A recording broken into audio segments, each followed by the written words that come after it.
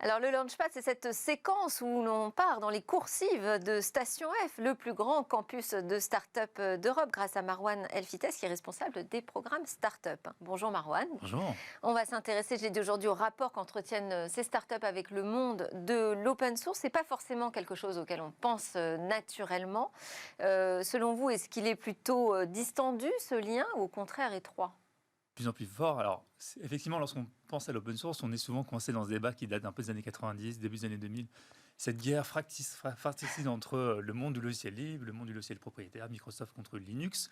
Alors, on va voir, c'est un peu une vision maintenant dépassée qui commence à bien vieillir. Alors, l'open source, pour rappeler, alors l'open source c'est déjà un peu partout, hein, dans les applications que vous devez utiliser au quotidien, votre application bancaire, la boîte derrière une licence propriétaire, il y a forcément des technos open source derrière. Alors l'open source, une solution est dite open source lorsqu'elle est partagée, lorsqu'elle est accessible, on peut la consulter, la modifier, l'altérer.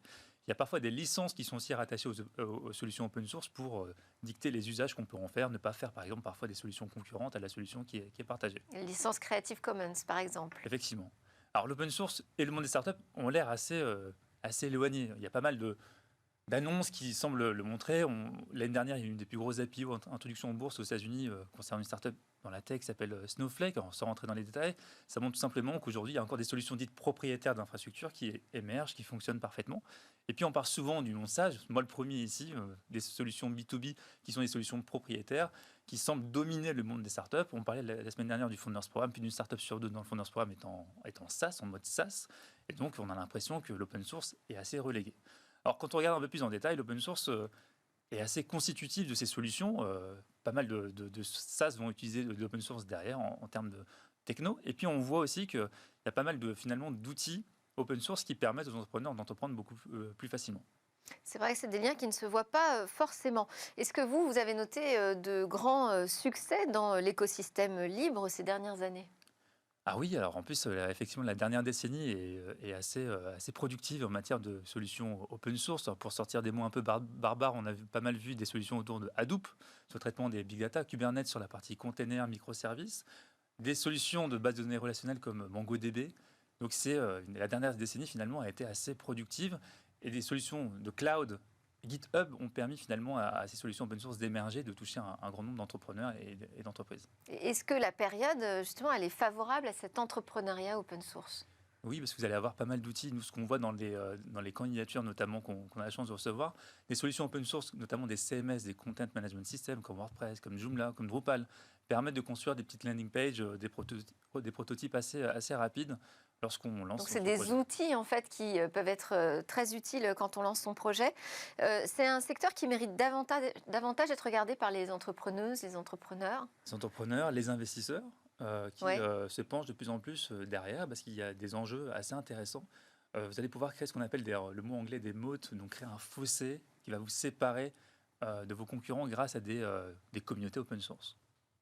Quelques success stories à Station Oui, F. c'est pour ça que je voulais en parler. Effectivement, on a deux belles histoires qui résument ce que peut apporter l'open source pour l'entrepreneuriat. La première, c'est Hugging Face. Hugging Face qui est passé par les programmes Ubisoft et Microsoft. Hugging Face a pas mal changé. Ils ont fait l'actualité il y a quelques semaines pour avoir réalisé l'une des plus grosses levées au mois de mars en France. Qu'est-ce Près de qu'ils font 40 millions. exactement, Hugging Alors, Face ? ils ont pas mal pivoté. Lorsqu'ils sont arrivés chez Ubisoft et Microsoft, ils proposaient une AI conversationnelle pour les adolescents, donc autour du traitement du langage naturel.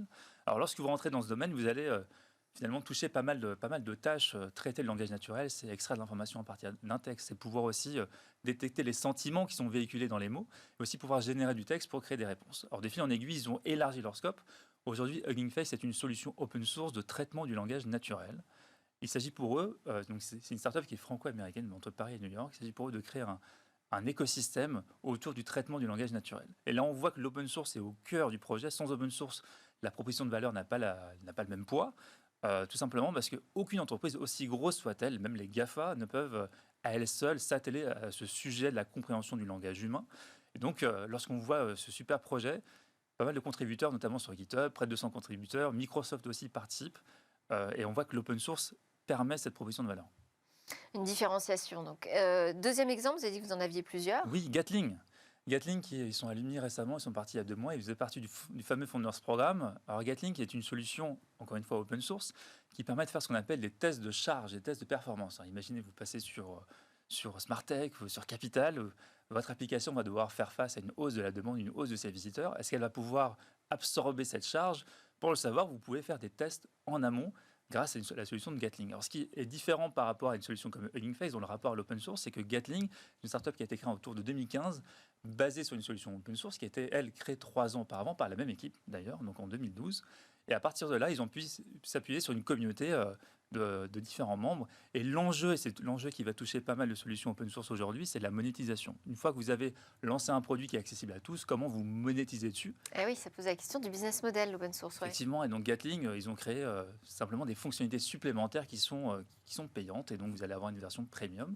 Et puis aussi, il y a une autre manière de monétiser aujourd'hui, c'est au niveau de la distribution. Lorsque vous distribuez votre solution au niveau du cloud, vous offrez une forme de monétisation à vos clients.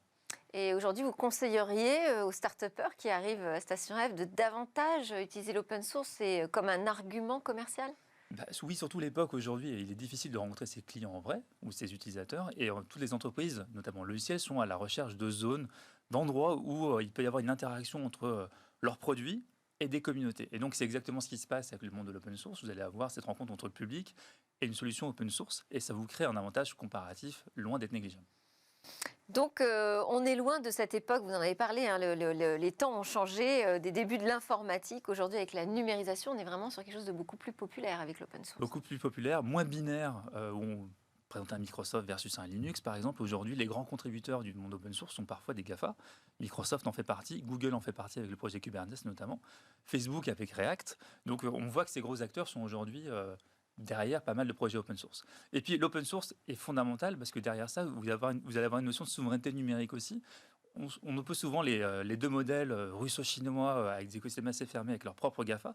Le modèle américain avec les GAFA, et peut-être que l'open source, sans doute même, est l'une des voies pour le branding de l'écosystème européen avec un écosystème beaucoup plus collaboratif.